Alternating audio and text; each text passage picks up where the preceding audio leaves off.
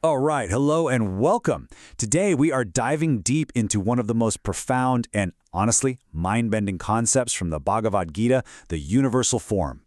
I mean, really, just stop for a second and imagine that. What would it even be like to witness the entire sweep of creation, from its beginning to its end, all in one single overwhelming vision? Well, that is the very experience we're going to unpack today. So our story kicks off with a request from the warrior Arjuna. Right there on the battlefield, he's been receiving all this incredible wisdom from Lord Krishna. But he hits a point where, words just aren't cutting it anymore. You see, he had reached a point where he completely trusted Krishna's teachings, for sure. But to really get it, to truly comprehend the nature of God as the very fabric of the entire universe, he needed something more. He needed to see it for himself.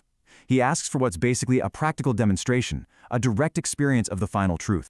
This is such a fantastic way to think about it. It's like a movie preview for reality itself. You know how before a movie comes out, distributors get a special preview to understand what it's all about? They can't possibly grasp the whole film just by reading the script, right? Well, in the exact same way, Arjuna needed a preview of the ultimate reality to truly get it. And this is what Krishna grants him, the universal form, or the Viśvarūpa. And let's be clear, this isn't just some vision. It's a living, breathing model of everything that is, was, and ever will be, all of it, contained within a single divine form. It's just wow. So Krishna agrees to this request. He knows it's going to be a huge step forward for Arjuna's spiritual journey. So let's dive into why this all-inclusive model was so incredibly necessary. Okay, now what's really cool here is the analogy they use. Think about it. We walk around and the Earth feels flat, doesn't it? But a globe gives us a true model, helping us finally understand its real spherical shape. Well, Arjuna is kind of in the same boat. He's experiencing reality from his own limited human perspective. So Krishna shows him a model to reveal the true, all-encompassing form of God. And this is so crucial. This wasn't just a display of power for its own sake, like some cosmic light show. No way. Krishna used his divine ability to perform this miracle for a very specific reason, to help Arjuna move forward with confidence on his spiritual path. It was a teaching tool of, cosmic proportions. Now, as you can probably imagine, seeing literally everything at once, that's going to have a pretty profound effect on you. So let's shift gears and look at Arjuna's reaction, because this experience completely transforms him. His response happens in these three distinct stages. First, it's just pure wonder. I mean, he's seeing something miraculous, something that's totally unexplainable.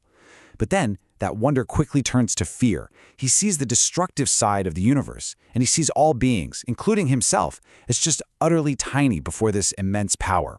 But that fear leads him to the final and most important step, devotion. And this just perfectly illustrates what happens next. When Arjuna is confronted with the sheer, unbelievable scale and power of the universal form, his ego, that feeling of being the hero, the individual in control, it just dissolves. It vanishes. And when the ego is gone, what's left? A pure willingness to accept a higher power. And that is the very essence of devotion. Okay, so this vision wasn't just some crazy spectacle. It contained some incredibly deep lessons about destiny, free will, and our place in the whole grand scheme of things. This is a massive, game-changing revelation. Inside the universal form, Arjuna sees the past, present, and future all at the same time. And he sees that the enemies he's about to fight on the battlefield are, get this, already defeated within this divine vision. The outcome is already set in stone. The perfect analogy for this is a movie. Think of God as the director who has written the entire script from start to finish. We're the actors. We don't have the power to change the storyline. Our job, our role, is to play our part as best as we possibly can, as it's been laid out in the grand design. So, what does this mean for us? The teaching here is that, we have free will, but the highest use of that will is to surrender it. It's about accepting that we're tools in the hands of the divine and aligning our actions with that higher will, instead of our own limited, ego-driven desires. To really bring this idea home, let's look at one final, really powerful analogy that explains our relationship to the entire cosmos. Think about it like this. The whole universe is like a giant body, and each one of us, we're just a single cell within it. Now, a single cell in your body has a job to do, but it can't possibly comprehend the entire body, the heart, the brain, the lungs, the whole shebang. It just has to do its part within this giant network. Well, we're just like that cell in the body of the universe. The fundamental truth here is that we are not independent beings floating around on our own. We are fundamentally and inseparably connected to the whole of existence. Any feeling we have of being separate is just an illusion, created by our own limited point of view. And this brings us to a choice. A cell can see itself as this isolated little thing and experience that separation as suffering. Or it can embrace its role as part of a magnificent whole and live a joyful life. Our choice is exactly the same. And this even brings us to the idea of immortality. A single cell dies, but the body keeps living on.